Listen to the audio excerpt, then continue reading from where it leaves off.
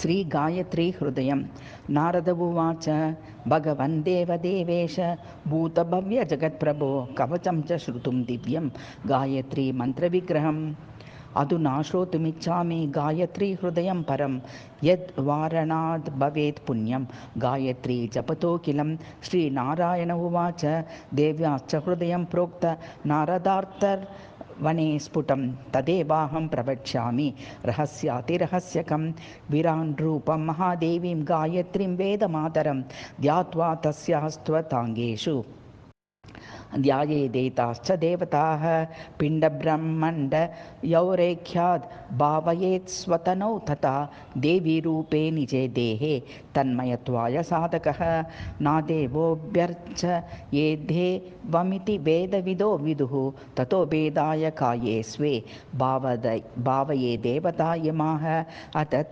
तत्सम्प्रवक्ष्यामि तन्मयत्वमतो भवेत् गायत्री हृदयस्यास्य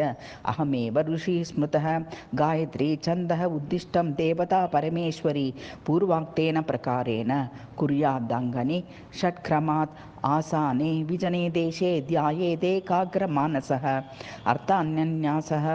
द्वमूर्धि दैवतं दन्तपङ्कावश्विनौ उभे सन्ध्ये चौष्टौ मुखमग्रिः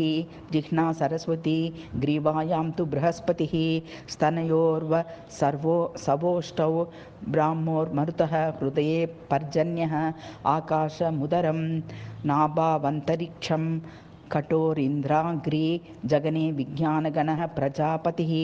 कैलासमलये ऊरु विश्वे देवा जान्वोः जङ्गायां कौशिकः गुह्यमयने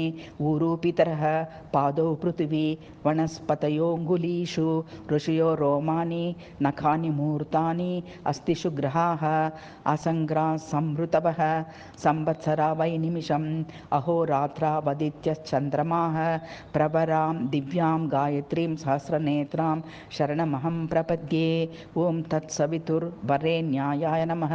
ॐ तत्पूर्वाजयाय नमः तत्प्रातरादित्याय नमः तत्प्रातरादित्याय प्रतिष्ठायै नमः प्रातरदीयानो रात्रिकृतं पापं नाशयति सायमदीयानो दिवसकृतं पापं नाशयति सायं प्रातरदीयानो अपापो भवति सर्वतीर्थेषु स्त्रातो भवति सर्वैर्देवै ज्ञातो भवति अवाच्य वचनात् पूतो भवति अभक्ष्यभक्षणात् पूतो भवति अभोज्यभोजनात् पूतो भवति अचोष्य चोषणात् पूतो भवति असाध्य साधनात् पूतो भवति दुष्प्रतिग्रहशतसहस्रात् पूतो भवति सर्वप्रतिग्रहात् पूतो भवति शक्तिदूषणात् पूतो भवति अनृतवचनात् पूतो भवति अतः ब्रह्मचारी भवति अनेन हृदयेनाधीतेन क्रतुसहस्रे नेष्टं भवति षष्टिशतसहस्रगायत्र्या जप्यानि फलानि भवन्ति अष्टौ ब्राह्मणान् सम्यक् ग्राहयेत् तस्य सिद्धिर्भवति य इदं नित्यमदीयानो ब्राह्मणः प्रातः शुचिः सर्वपापैः प्रमुच्यत इति ब्रह्मलोके महीयते इत्याह भगवान् श्रीनारायणः इति श्रीदेवी भगवते महापुराणे 12 स्कन्धे श्रीगायत्री हृदयं नाम 4ोऽध्यायः।